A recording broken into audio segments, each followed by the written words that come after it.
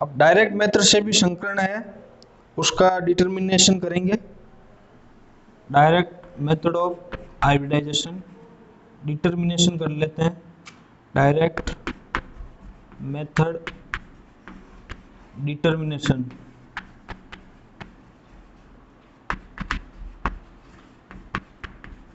Of hybridisation.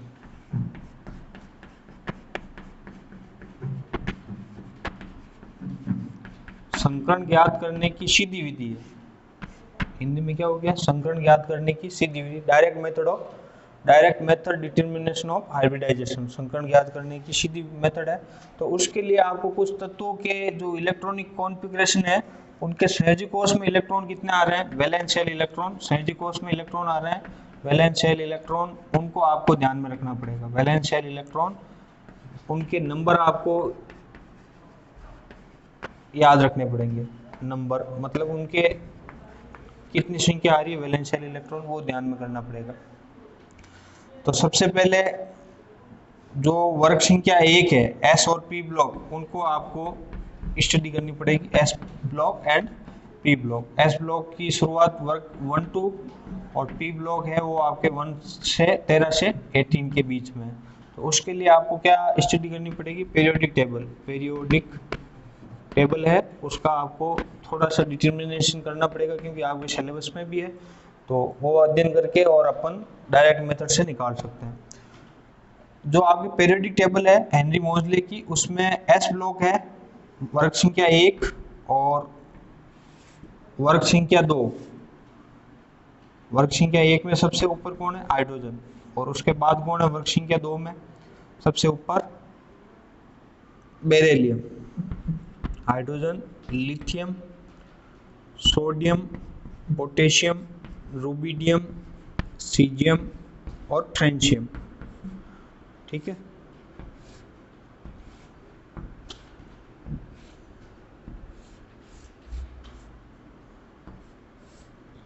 अब वर्ग 2 में कौन है? Beryllium, magnesium, calcium, strontium, barium और रेडियम।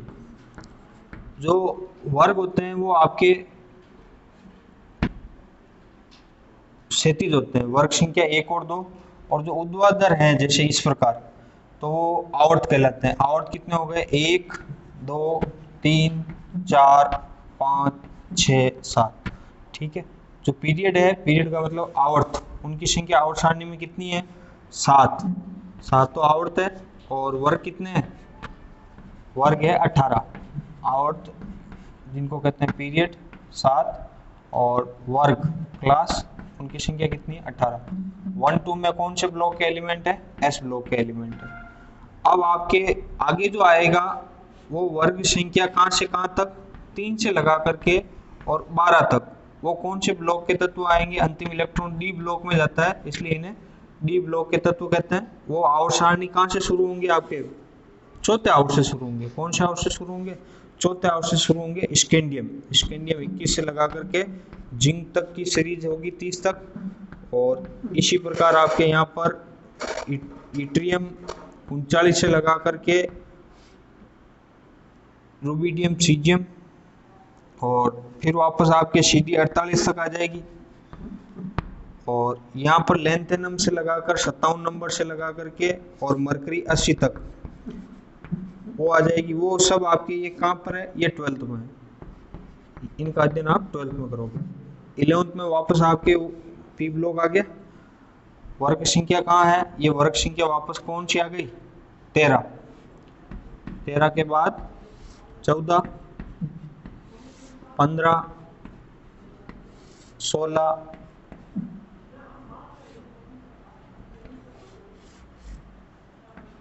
17 और लास्ट में 18।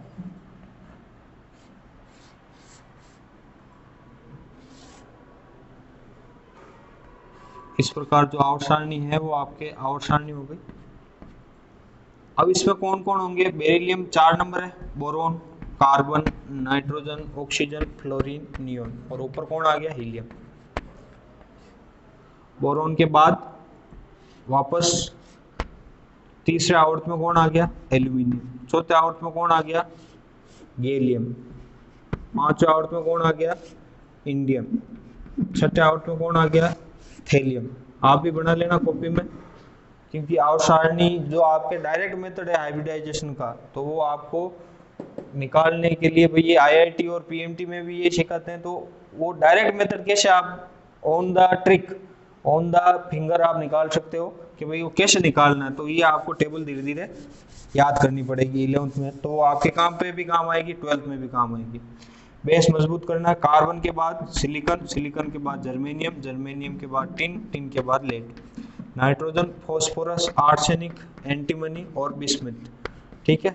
और oxygen, sulphur, selenium, tellurium, polonium, chlorine, chlorine, bromine, iodine, एस्टेटिन।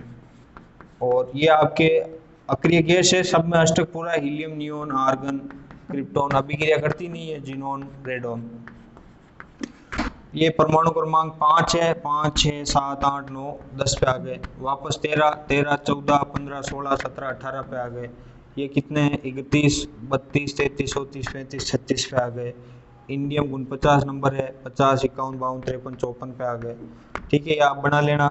49 के बाद 50 सीरियल से ऐसे चलेगा, परमाणु क्रमांक कंटिन्यू। थैलियम कितने नंबर पे है? 81 हो गया। मरकरी है जो आप में ब्लड प्रेशर वाले में आती है ना, मरकरी पारे वाले में, तो उसके बाद थैलियम है। थैलियम ये लिक्विड में होती है मरकरी। थैलियम 81 है, 81, 82, 83, 84, 85, 86 रेडॉन हो गया, ठीक है। तो इस प्रकार अब आप इलेक्ट्रॉनिक कॉन्फ़िगरेशन देखेंगे बोरॉन का, तो बोरॉन का परमाणु क्रमांक कितना है? 5 है, 1s2, 2s2, 2p1। तो आपको कहे कि एक्सटर्नल शेल में इलेक्ट्रॉन कितने हैं, तो 2s2 में 2, 2p में 1, कितने हो गए? 3 इलेक्ट्रॉन इसमें हो गए। तो 3 इलेक्ट्रॉन के बाद अब इसमें आपको 2p2 होगा, 4 इलेक्ट्रॉन। इसमें कितने होंगे? 5 इलेक्ट्रॉन। इसमें कितने होंगे? 6 इलेक्ट्रॉन। इसमें कितने होंगे? 7 इलेक्ट्रॉन। इसमें कितने होंगे? 8 इलेक्ट्रॉन। भाई आप जैसे आवर्त में एक ही आवर्त में लेफ्ट टू राइट, बाएं से दाएं जाओगे, ये लेफ्ट कंडीशन हो गई, और उधर कौन सी कंडीशन हो गई? राइट। लेफ्ट को हिंदी में क्या कहते हैं? बाएं। और राइट क्या कहते हैं? दाएं। लेफ्ट टू राइट, बाएं से दाएं जाने पर परमाणु क्रमांक बढ़ेगा। ये देखो 5, 6, 7, 8, 9 ऐसे जा रहे हो आप, यूं लेफ्ट टू राइट। तो परमाणु क्रमांक बढ़ने के साथ number of electron external shell में भी बढ़ेंगे। बोरॉन में कितने हुए? 3, कार्बन में 4, नाइट्रोजन में 5, ऑक्सीजन में 6, फ्लोरीन में 7, नियोन में 8, ठीक है। तो ये आपको सिंपल याद रखना है कि भाई इस फैमिली के लिए अब आपको गए वर्ग 13 में कौन कौन से तत्व है, तो आपने कह दिया बैंगन, आलू, गाजर, इन, थैला। तो ऐसे याद नहीं रखना है आपको। कैसे याद रखना है? Boron, aluminium, gallium, indium, thallium, फिर वो बैंगन, आलू, ये याद रहेंगे आपको। कैसे याद करोगे? 5-7 बार बोलोगे तो ऑटोमेटिक याद हो जाएंगे। Boron, aluminium, gallium, indium, thallium. ये वर्ग किस में आ गए? 13 में आ गए। 14 में कौन आ गया? Carbon, silicon, germanium, tin, lead, nitrogen, phosphorus, arsenic, antimony, bismuth. इसकी शॉर्ट ट्रिक भी है कि नाना, पापा, आशा, सब बीमार, ऐसे याद नहीं करना है आपको। कैसे याद करना? कोई एग्जामिनर भी पूछ ले आपको वाइवा में, तो कैसे बोलोगे? Nitrogen, phosphorus, arsenic, antimony, bismuth, fluorine, chlorine, bromine, iodine, एस्टेटिन, ठीक है। तो इस प्रकार आपको इनको याद करना है। अब इनके एक बार आपने याद कर लिया तो बोले आयोडीन आए तो भी इसके वैलेंस शेल में कितने इलेक्ट्रॉन लिखना है? 7 इलेक्ट्रॉन। चाहे फ्लोरीन आए तो भी कितने इलेक्ट्रॉन? 7 इलेक्ट्रॉन। इसी प्रकार नाइट्रोजन आए तो नाइट्रोजन फैमिली का सदस्य कौन है? Nitrogen, phosphorus, arsenic, antimony, bismuth. इनके सबके वैलेंस शेल में कितने इलेक्ट्रॉन आएंगे? 5 इलेक्ट्रॉन, ठीक है। अब इधर आपके हाइड्रोजन के पास एक ही इलेक्ट्रॉन है, तो एक्सटर्नल शेल में कितना लिखोगे भाई? हाइड्रोजन के लिए क्या? हाइड्रोजन के लिए एक ही इलेक्ट्रॉन हो गया। हाइड्रोजन के वैलेंस शेल में हाइड्रोजन फैमिली के लिए कितना इलेक्ट्रॉन हुआ? एक इलेक्ट्रॉन। इसी प्रकार बेरिलियम है तो बेरिलियम वाले में कितने इलेक्ट्रॉन? 2 इलेक्ट्रॉन। देखो कंटिन्यू हो गया, 1, 2, 3, 4, 5, 6, 7, 8 तत्व तो आपको याद रखने पड़ेंगे। यदि संकर निकालना है तो कितने तत्व हुए? देखो 5, 5, 6, 11, 11 और 30 और 1, 31 तत्व। 31 और 11 कितने तत्व हो गए? 31 और 11 2 और 4, ये 42 तत्व आप याद कर लो, आपकी 11th क्लास कंप्लीट हो जाएगी। 42 तत्वों में क्या हो जाएगा? 11th कंप्लीट हो जाएगी, और इसमें आप संकर निकाल लोगे। अब ये किस प्रकार याद करोगे? तो आप 2-3 बार इनको कॉपी में भी लिख लो, प्रैक्टिस करो। Hydrogen, lithium, sodium, potassium, rubidium, caesium, francium, beryllium, magnesium, calcium, strontium, barium, radium. आपको गए वर्ग संख्या 2, तो उसका फर्स्ट आंसर होना चाहिए beryllium, magnesium, calcium, strontium, barium और रेडियम, ठीक है। ये है बेरिलियम, ये है बेरियम। बेरियम का परमाणु क्रमांक कितना है? 56। तो आप इसमें जो आपकी बुक है उसकी भी हेल्प लेकर के और एक बार ये केवल आपको s और p ब्लॉक के एलिमेंट याद करने हैं और उनमें वैलेंस शेल इलेक्ट्रॉन ध्यान में रखना है। जैसे आपको कहे कार्बन के लिए वैलेंस शेल इलेक्ट्रॉन, आपका आंसर आना चाहिए first 4 electron, nitrogen valence shell electron 5 electron, oxygen पे वैलेंस शेल इलेक्ट्रॉन 6 इलेक्ट्रॉन। ठीक है, ये हो गया। अब अपने को छोटे बड़े रूल याद रखने हैं। रूल नंबर 1 है कि वैलेंस शेल इलेक्ट्रॉन को आपको जोड़ना है, जितने भी तत्व है वैलेंस शेल इलेक्ट्रॉन को क्या करना है, संयोजी कक्ष के इलेक्ट्रॉन को जोड़ना है, वैलेंस शेल इलेक्ट्रॉन को जोड़ना है, वैलेंस शेल इलेक्ट्रॉन को क्या करना है, जोड़ना है, योग करना है, योग करना है। दूसरा नियम क्या है कि दूसरा नियम यह है कि वैलेंस शेल इलेक्ट्रॉन में यदि वैलेंस शेल इलेक्ट्रॉन में यदि योग 8 तक आए, योग कहां तक आए, 8 तक आए, तो आपको भाग 2 का लगाना है। भाग कितना लगाना है, 2 का भाग लगाना है। यदि योग 8 से अधिक आए, 8 से क्या है, 8 से अधिक आए, तो भाग कितने का लगाना है, तो भाग आपको 8 का लगाना है। कितने का लगाना है, 8 का लगाना है। ठीक है, फिर आपको भागफल देखना है। आपका भागफल क्या आया, भागफल यदि आपका 2 आता है तो आपको sp हाइब्रिडाइजेशन करना है, 3 आता है तो आपको sp2 करना है, 4 आता है तो आपको sp3 करना है, 5 आता है तो आपको sp3d करना है, 6 आता है तो आपके sp3d2 होगा, 7 आता है तो आपके sp3d3 होगा, जो अंतिम संकरण है। भाई 6 ही संकरण है आपके सिलेबस में, 2 से शुरू होगा। यदि भागफल 2 आता है तो sp, 3 आता है sp2, 4 आता है sp3, 5 आता है sp3d, 6 आता है sp3d2, 7 आता है sp3d3। भागफल के सर एक एग्जांपल बताओ कि लो हाइड्रोजन H2O, आपको सीधा H2O कह दे कि हाइब्रिडाइजेशन निकालो, संकरण निकालो, तो आप कैसे निकालोगे कि हाइड्रोजन के लिए वैलेंस आप देखोगे कि हाइड्रोजन के लिए मैंने कितना लिखा है कि वैलेंस शेल में कितना इलेक्ट्रॉन है, 1। नंबर ऑफ हाइड्रोजन, हाइड्रोजन की संख्या कितनी है कि 2 से मल्टीप्लाई कर दिया, प्लस ऑक्सीजन के संयोजी कोष में इलेक्ट्रॉन कितने हैं कि ऑक्सीजन के संयोजी कोष में कितने इलेक्ट्रॉन है, 6, तो ये लिख दिया आपने 6। अब 2 को 1 से मल्टीप्लाई किया, 2 और 6 कितना हो गया, टोटल 8। अब मैंने यहाँ पे नियम क्या लगाया कि 8 तक किसका भाग लगाना है, यदि 8 तक योग आए तो किसका भाग लगाना है, डिवाइडेड बाई 2, ये लगा दिया 2 का भाग। तो ये 2 का भाग लगाने से कितने आंसर आए, भागफल कितना आया, 4। भागफल 4 आया तो इसका मतलब संकरण कौन सा हो गया, ये लो गोला कर दिया sp3। ठीक है, तो इस प्रकार आप संकरण निकाल सकते हैं। और भी उदाहरण देखेंगे कि लो सर नहीं है तो और समझ में बताओ, तो लो अमोनिया, लो अमोनिया गैस है, अमोनिया NH3। अब इसमें संकरण निकालना है, ये रही आपके सामने टेबल, देखो नाइट्रोजन के लिए वैलेंस देखो कितने हैं, 5, नाइट्रोजन के लिए ये लो 5। अब हाइड्रोजन के लिए कितना लिखना है कि हाइड्रोजन सर परमानेंट है, 1 नंबर, ये लो 1 नंबर। नंबर ऑफ हाइड्रोजन कितने हैं कि 3, 3 × 1 3 और 5 ऐड कर दो, कितने हो गए 8। 8 में किसका भाग लगाओगे कि सर 8 तक तो किसका आपने बताया कि 2 का भाग लगाना है, ये लगा दिया। कितनी बार गया कि 4 बार गया, ये इधर आपके भागफल आ गया। रिमाइंडर शेष कितना बचा, 0 बचा, ये आपके भागफल आ गया। अब भागफल 4 का मतलब कौन सा संकरण हो गया, कन्फर्म हो गए कि ये लो सर sp3। तो ऐसे अंगुलियों पे भी आप संकरण निकाल सकते हैं। और देखो ये लो कि लो सर और उदाहरण बताओ, लो CH4 मेथेन, मेथेन भी गैस है, किस में आती है, CNG गैस है। LPG में क्या आता है आपके, LPG लिक्विड पेट्रोलियम गैस, वैसे ही आपके CNG है, CNG मेथेन गैस आती है। CH4 इसमें संकरण निकालना है। कार्बन के लिए वैलेंस बोलो, कार्बन के लिए कितने लिखोगे, 4, ये लो 4। हाइड्रोजन के लिए कितना, 1 × 4, ठीक है, 4 और 4 कितना है 8, 8 में डिवाइडेड बाई 2, कितने का गया, 4 बार गया। 4 का मतलब संकरण कौन सा हो गया, sp3 संकरण हो गया।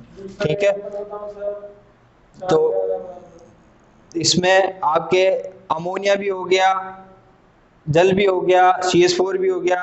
अब सर कह रहे हैं दूसरा एग्जाम्पल बताओ, सर बार बार 4 ही 4 आ रहे हैं, तो लो दूसरा एग्जाम्पल भी देखते हैं अपन, और देखेंगे अपन कि जिसमें एग्जाम्पल ही एग्जाम्पल है। आप किताब में भी देख लोगे तो 8 से अधिक वाला एग्जाम्पल लेते हैं। चलो CO2 वाला एग्जाम्पल लेते हैं। सर ने कहा कि 4 से अधिक, 4 ही 4 आ रहा है। CO2 के लिए देखो, CO2 कार्बन डाइऑक्साइड, ठीक है। कार्बन के लिए वैलेंसी देखेंगे, कार्बन के लिए वैलेंसी कितनी आई कि 4। ऑक्सीजन के लिए कितनी आई, ऑक्सीजन के लिए कितनी है, ऑक्सीजन के लिए कितनी है कि 6, 6 × 2, ठीक है, 6 × 2 12 और 4 16। अब 8 से अधिक आ गए, डिवाइडेड बाई 8। 8 से अधिक आते किसका भाग लगाएंगे, 8 का भाग लगाएंगे। कितनी बार गया, 2 बार गया। रिमाइंडर 0, 2 का मतलब आपके सामने लिख रखा है, संकर्ण कौन सा हो गया, sp। अब sp संकर्ण हुआ तो आपको जो स्ट्रक्चर है वो भी याद रखनी पड़ेगी। स्ट्रक्चर क्या होगी, रेखीय। sp2 में क्या होगी, पिछले वाले टेबल में याद किया होगा, समतलीय त्रिकोणीय। sp3 में चतुष्फलकीय। sp3d में त्रिभुजीय द्विपिरामिडीय। sp3d2 में अष्टफलकीय। sp3d3 में पंचभुजीय द्विपिरामिडीय। लाओ और एग्जांपल देखो कि ये लो सर sf6 आपने संकर्ण बताया, बैठता है कि नहीं बैठता है। लाओ इसको, सल्फर को ऑक्सीजन परिवार का सदस्य है, ऑक्सीजन परिवार सल्फर के लिए 6, फ्लोरीन के लिए हेलो परिवार है, लवण उत्पन्न करने वाले कितने हैं, 7। 7 को मल्टीप्लाई 6, 7 संग 42 और 6 48 डिवाइडेड बाई 8 से अधिक आ गया, 8 का भाग कितनी बार गया, 6 बार गया। अब आपके सामने ये संकर्ण 6 की टेबल मिला लो, 6 की टेबल में संकर्ण कौन सा आ गया, sp3d2। ये तो मैंने आपको एग्जाम्पल भी करवाया था और स्ट्रक्चर भी लिखाई थी sf6 की, ठीक है। तो इस प्रकार आप संकर्ण निकाल सकते हैं कि सर यदि धनायन आ जाए तो फिर क्या करेंगे कि भाई जितने धनायन आए उतने आपको माइनस करने हैं, जितने धनायन आए उतने क्या करने हैं, माइनस, और जितने ऋणायन आए उतने प्लस करने हैं। ऐसे भी एग्जाम्पल आएंगे क्योंकि आपके ये नीट वगैरह में ये आपको 2 मिनट में ये क्वेश्चन करना पड़ेगा, 2 मिनट में इसको हल करना पड़ेगा, 2 सेकंड में। तो इसमें अब जैसे धनायन आ गया तो अमोनियम, अमोनियम में आपको संकर्ण निकालना है NH4 प्लस में। तो नाइट्रोजन के लिए वैलेंसी देखो, नाइट्रोजन के लिए कितने हैं 5, हाइड्रोजन कितने हैं 1 मल्टीप्लाई 4। अब धनायन प्लस है तो प्लस का मतलब +1 है, तो जितने धनायन है उतने माइनस करने हैं। वापस बोल रहा हूँ, जितने धनायन है उतने क्या करने हैं, माइनस करने हैं। तो माइनस क्या कर दिया 1, 5 और 4 9, 9 में से 1 गया, कितने बच्चे 8, 8 में किसका भाग दिया, 2 का भाग दिया तो क्या आया 4। तो 4 का मतलब संकर्ण कौन सा हो गया, sp3 संकर्ण, ठीक है। अब एक ऋणायन का भी उदाहरण देखेंगे, CO32 माइनस। CO32 माइनस का नाम क्या है, कार्बोनेट, सोडियम बाइकार्बोनेट है, खाने वाला सोडा, इटली में खाते हो आप, NaCO3 सोडियम बाइकार्बोनेट, तो उससे है ये कार्बोनेट CO32 माइनस। अब इसमें आपको हाइब्रिडाइजेशन निकालने का है, तो कार्बन जितने, वापस कह रहा हूँ माइनस है उतने जोड़ने हैं आपको, माइनस है तो क्या करना है जोड़ने हैं, प्लस है तो क्या करना है माइनस करना है, उल्टा करना है। कार्बन के लिए देखो 4, ऑक्सीजन के लिए 6 मल्टीप्लाई 3। अब -2 है तो +2 कर दो, आप कैलकुलेट करेंगे 18 और 2 20 और 4 24, सिंपल कैलकुलेशन है, डिवाइडेड बाय 8 कितना आ गए 3 बार गया sp2 संकर्ण, ठीक है। sp2 संकर्ण होते ही अब आपके दिमाग में आना चाहिए कि समतलीय त्रिभुजीय आकृति है, आपके कौन सी स्ट्रक्चर है, लीनियर ट्रायंगल स्ट्रक्चर है, कि सर ये तो आपके भाग बराबर जा रहे हैं। अब ऐसा उदाहरण बताओ जिसमें भागफल रिमाइंडर भी शेष बचता हो, तो उसमें भी आप जैसे XeF2 का अपन उदाहरण देंगे। अब XeF2 में निकालेंगे जिनोन डाइफ्लोराइड। अब जिनोन डाइफ्लोराइड है तो उसमें क्या होगा, इसमें रिमाइंडर भी बचेगा, शेषफल बचेगा। तो उसके लिए आगे वाला नियम काम में लगेगा कि शेषफल में वापस 2 का भाग लगाना है और दोनों भागफल को जोड़ना है। जैसे जिनोन के लिए वैल्यू ये रहा, जिनोन, जिनोन के लिए वैल्यू कितनी लिखी थी अपन ने 8, जिनोन के लिए कितनी लिखी थी 8, और फ्लोरीन के लिए ये रही फ्लोरीन, फ्लोरीन के लिए कितनी लिखी थी 7, 7 मल्टीप्लाई 2, ठीक है। तो 14 और 8 कितना हो गए 22, 22 में 8 से अधिक हो गए, किसका भाग लगाना है 8 का भाग लगाना है, लगाओ कितनी बार गया 2 बार गया, कितने बच्चे 16। रिमाइंडर शेष आ गए, शेषफल बच गया भाई, इसमें उदाहरण में कितना है 6। अब वापस अगला नियम के रिमाइंडर में भी वापस किसका भाग लगाना है 2 का भाग लगाना है, कितनी बार गया 3 बार। अब दोनों भागफल को जोड़ लो, 2 + 3 कितना होता है 5, 5 का मतलब संकर्ण कौन सा हो गया sp3d, ठीक है। इस प्रकार भी आप निकाल सकते हैं कि सर और उदाहरण दो, ClF3 लो, ये लो ClF3 फ्लो, ये कई बार आया हुआ है, हाफ ईयरली में फिक्स है, ये हाफ ईयरली में 11th में फिक्स है, ClF3 में संकर्ण निकालो, ठीक है। तो ClF3 में संकर्ण निकालना है। क्लोरीन के लिए वैलेंसी कितनी है 7, ये भी हेलोजन है, और फ्लोरीन के लिए भी 7, 7 × 3 28 हो गए। 28 में किसका भाग लगेगा 8 का भाग लगेगा, कितनी बार गया भाई 3 बार गया, कितने आए 24, 24 कितने शेष बच गए, रिमाइंडर 4 डिवाइडेड बाय 2, तो वापस कितना है 2, 3 + 2 कितने हो गए, कि दोनों भागफल को जोड़ लिया सर 5, सेम आंसर कितना आया sp3d। अब इनकी जो स्ट्रक्चर कैसे बनती है उनका भी अध्ययन अपन अगले वीडियो में करेंगे, पर आपको ये जो उदाहरण है उनमें उदाहरण में आपको ये देखना है कि भाई ये संकर्ण कैसे आया, ठीक है। और भी 4 मैं 2-4 उदाहरण और करवा रहा हूँ, फिर आप है वो आप पाठ्य पुस्तक के जो प्रश्न है उनमें भी आप संकर्ण निकालना, तो आपके इजी वे में संकर्ण हो जाएगा, कोई समस्या नहीं है। जैसे XeOF4 xenon oxy tetrafluoride, xenon के ऑक्सी फ्लोराइड है, जिनोन ऑक्सी टेट्राफ्लोराइड।